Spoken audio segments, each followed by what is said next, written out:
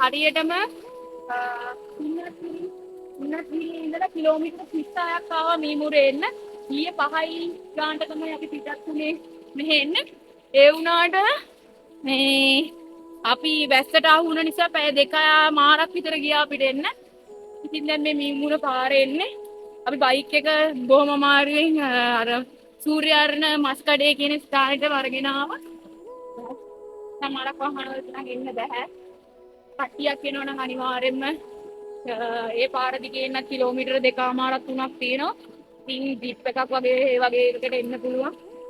Bike වලත් ඉතින් එන්න පුළුවන්. අපි දැන් අර සූර්යාරණ ඉස්සර යන ස්ලයිඩින් රොක් එක ඉස්සර යන තැනට අපි ගිහිල්ලා වීඩියෝ එකෙන් ආයිත් හම්බ වෙන්නම්. බයි. බයි.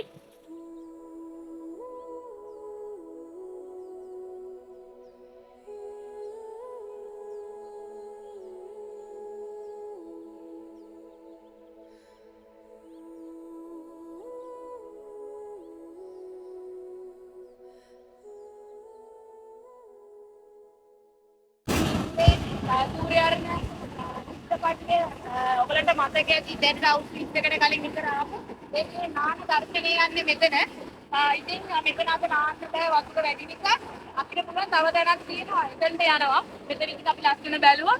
ඉතින් අපි ඒ නාන තැන බලන්න. ලස්සන සුන්දර පරිසරයක් ඇතුලේ තමයි යන්න තියෙන්නේ. ඔයගලන්ට ගමේ අත්දැකීම ලබන්න ඕන නම් එන්න කිව්වේ ඇවිල්ලා රොටියක් කාලා තේකක් බීලා ඔයගලන්ට පුළුවන් මේ වගේ ලස්සන තැනකින් නාලා යන්න. ඉතින් පරිසරයේ සුන්දරත්වයක් රකින්න ඒකම පොඩ පාර වැරදුනා. එහෙනම් යා